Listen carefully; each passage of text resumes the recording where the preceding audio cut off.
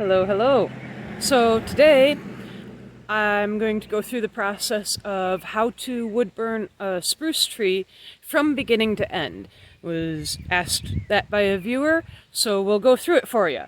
The first thing that I do is I find a piece of wood to wood burn on, and we get wood donated to us by a lot of local sources. We just get the scrap wood from other projects. And so when we get it, we put it into storage. And right now we're storing quite a bit of it in an old bus. And there's a sign here, gallery in the bus. We used to be using this as a self-serve with a coffee can to sell our artwork out of, but there's enough wasps and hornets in it now that we haven't had a lot of people coming by, and with finishing my PhD, I haven't been doing a lot of extra for sale in the last year, so we don't actually have any artwork in the bus at this point, so I think it's time to take this sign down. Alright, sign is down. We've just been using that for storing wood, and we will go find a board to wood burn a spruce tree on. Welcome to the bus. There's a wasp nest, and there's another wasp nest, and there's a whole lot of wood to choose from. Watch out for nails. Yeah, let's see. I know the pieces I want are right over there.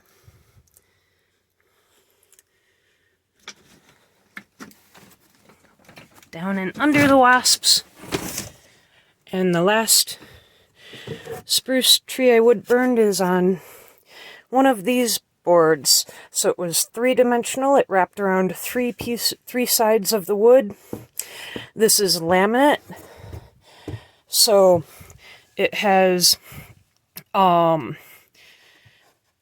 boards that went long ways, and then boards that went across, and they were laminated together, and then they were cut into strips for testing, for property testing on how much strength they had being laminated different directions, along with like the species and what load they would carry, things like that. So these are scraps from a research project. And I will grab a few of these, and then I will try to make it back out past the wasps without getting stung, and we'll go to the next step. Alright, now we're down in the workshop, which is my husband's basement. And first we had to clean off a work area. So we've got a stool here that has relatively little on it at this point compared to most shelving. And we're going to sand the wood.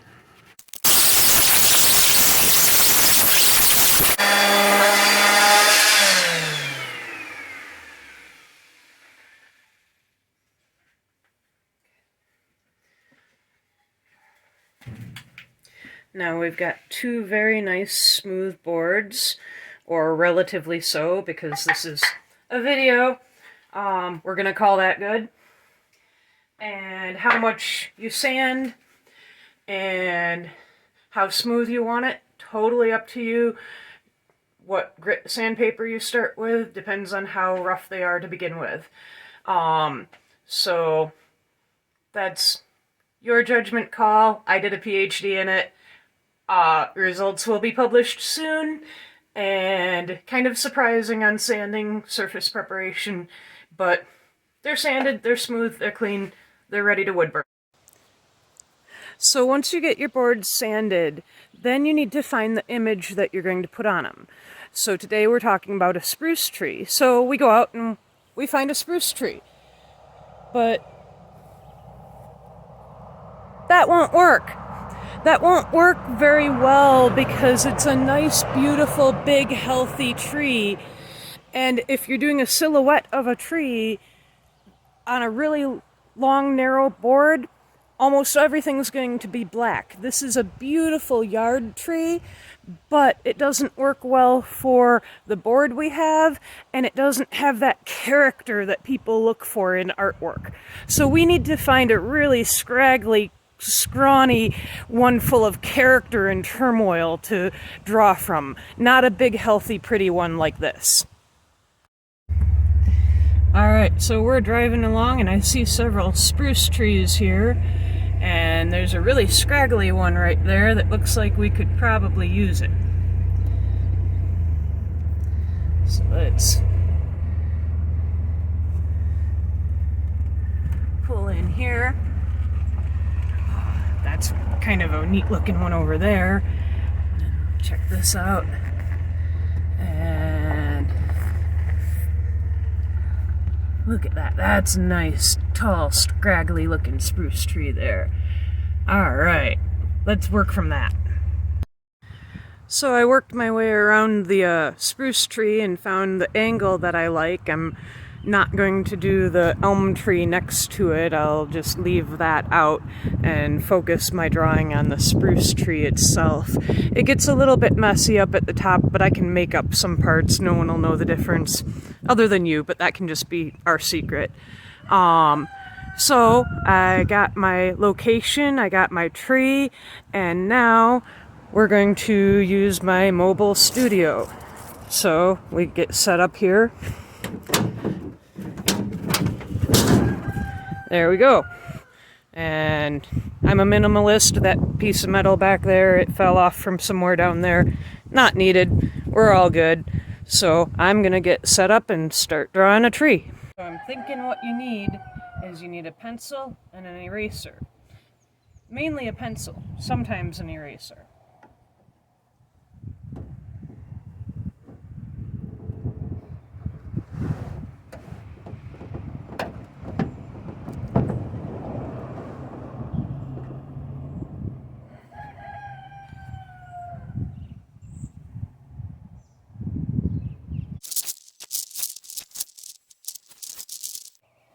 Okay, now we have a tree. It goes over onto two of the sides plus the front, so it's a three-dimensional.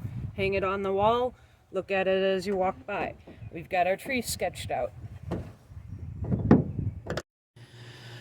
Alright, so now we have our wood and we have our image drawn out and we're getting ready to wood burn. So I use a professional wood burning tool. I use a Colwood for most things. I also have a razor tip as a backup, and I also have several of the craft wood burners. I love them. They work great, and I'm just impatient. I use the professional one more because it heats up quicker. The craft wood burners, this is not plugged in and not on. I tend to use the chisel tip because I can get a really fine point. I can get real fine detail using the very point, or I can shade in large areas by using that flat surface. So that's the number one tip that I use with the solid tipped wood burners, and love them. They work great. Like I said, I used one for the first 3 years of doing wood burning until I won an award where I got $250 worth of art supplies of my choosing, and I chose to upgrade to a professional wood burner at that point. So the closest in the wire tip that I have come across or played with thus far is this one, which is a shading tip. This one's actually like burning out, and the plastic bubbled up, it overheated on the inside, and the whole tip bent because the plastic melted. So that's probably not the one that I should use at this point. Here's my older one that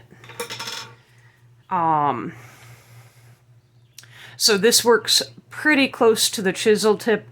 I can get in and use the very edge of it here to do really detailed fine work. Let's see if we can get that to focus. Like the tip of a pencil, or I can lay it flat and shade large areas. So this is the one that I use the most for the wire tip. Very versatile. Alright, so we moved back into the studio, my dining room table, because I could not find a outlet at the building next to the spruce tree that was working, so we have to come back here and use our own electricity. I have the shading tip, my preferred tip for almost everything I do, and I have the temperature around 6, which I find is equivalent to the on position of the craft wood burners that are too cheap to have a temperature gauge. And we just go through and we start wood burning.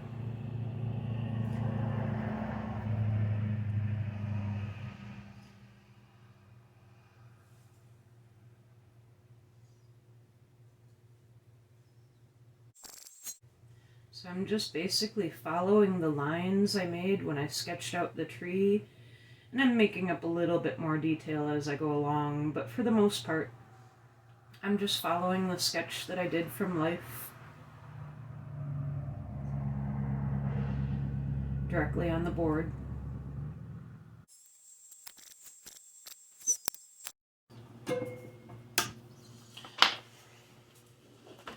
Just switch positions here so that you can see up close what I'm working on. One of the best ways that at least for me, to study how to do artwork is just to watch somebody else do it and watch their techniques, how they're holding their pen or pencil or paintbrush, or in this case the wood burning pen, what angle they use. I'll rotate back and forth from side to side. I'll use the very little tip of it there to get a fine line.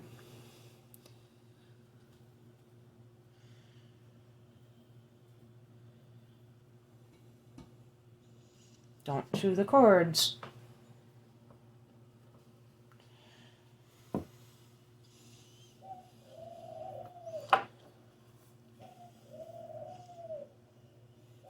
Just so you know who I'm talking to, my bunny is helping. So that's who I'm talking to. They like to chew the cords. It's what electrical tape is for.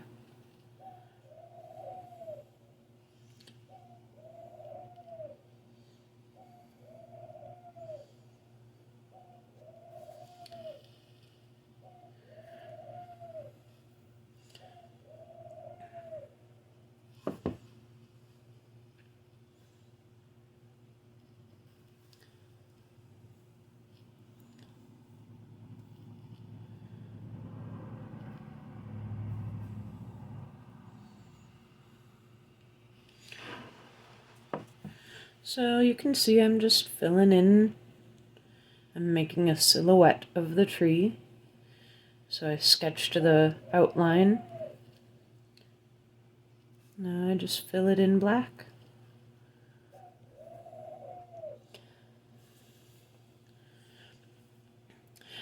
Trees are kind of nice because if you draw a person and you draw their eyeball 3 foot too high, everyone notices. If you draw a tree and you draw one branch 3 foot too high, no one knows the difference. You can say the wind blew.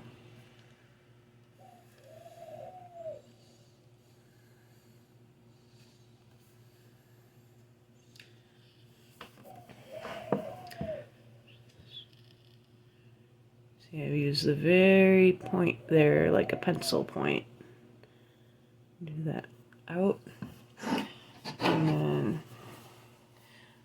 turn the board here. See if we can get it to focus. This is actually kind of a neat piece of, it's got a little bit of Birdseye in it and some maple on the outside edge here.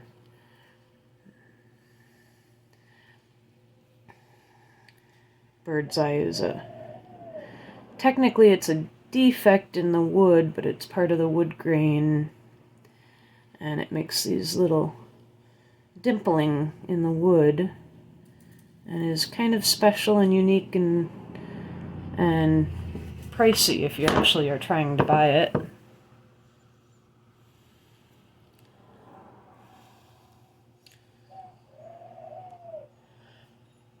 So that adds some character to the wood burning, that it has some Birdseye in it. I believe that the inner boards here in this laminated piece are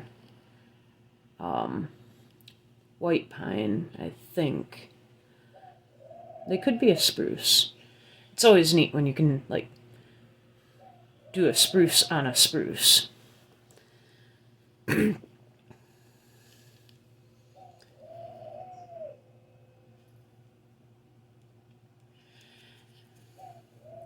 And my apologies, I tend not to talk a whole lot while I'm doing artwork.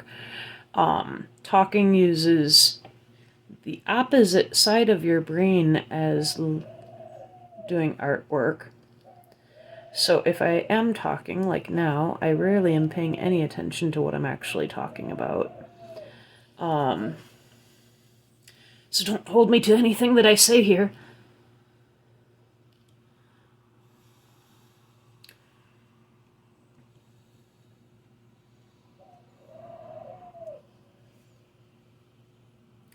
See, to burn a wider area, I lay the wood burner flat on the surface and pull it across, and that fills in a bigger area.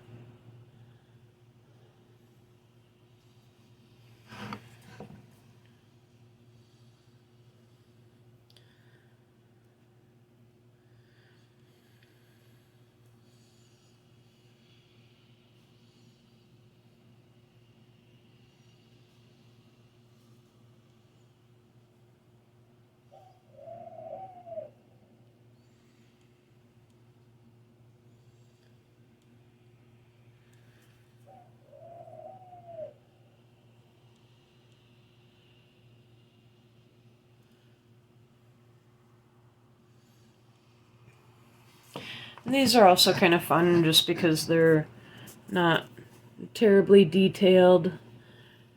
Just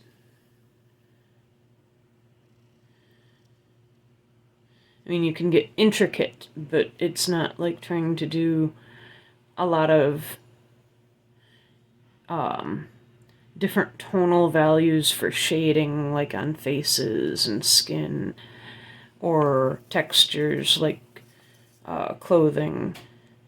These are just simple, straightforward silhouettes of trees.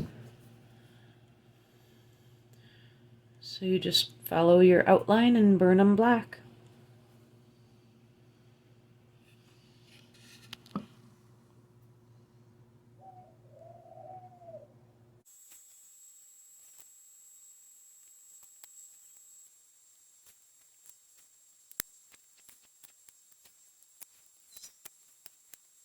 Back over here so you can get a bit closer of a view again.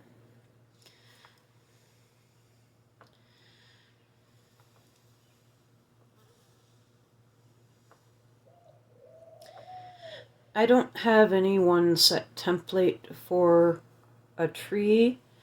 I go outside and draw them. They're outside. Go outside, you might see a few. And find one that looks pretty.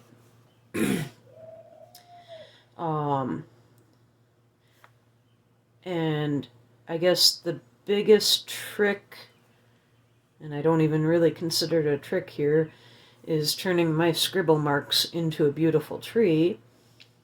And that's just practice. That's kind of like when you get those how-to draw books that have a beautiful picture of a cat, and they show you, here you draw 3 circles and 2 triangles, and then suddenly you have a beautiful cat sitting there looking at you that you just drew. And it's kind of like that. It comes with practice. That's the main thing that I can tell you. Draw what you see, and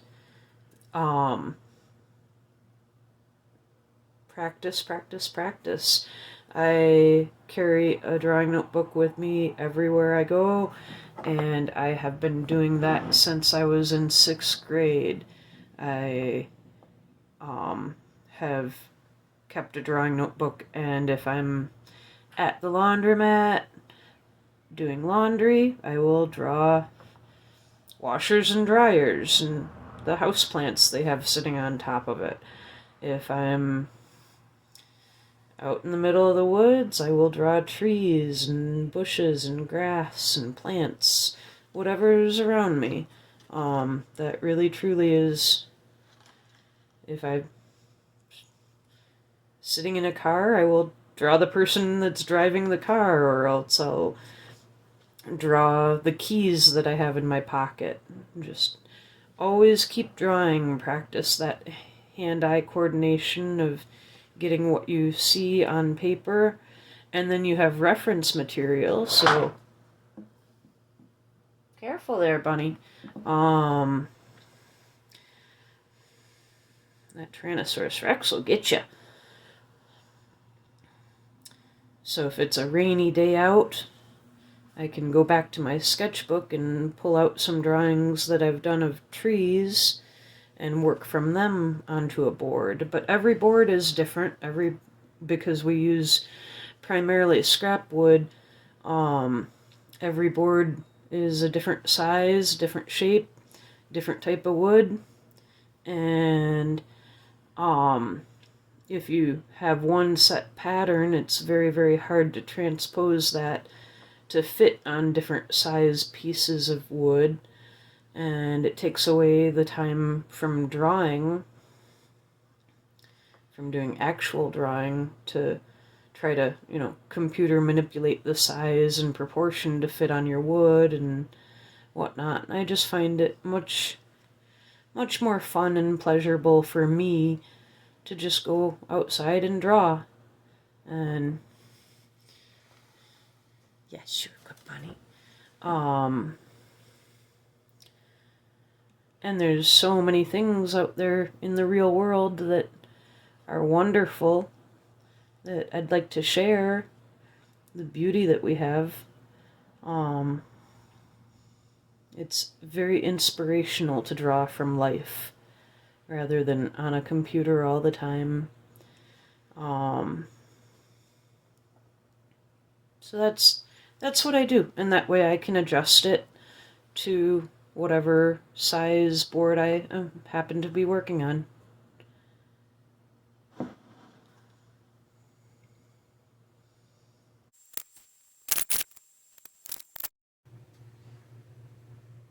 Alright, so when you get done with wood burning, take an eraser, erase all the extra pencil marks.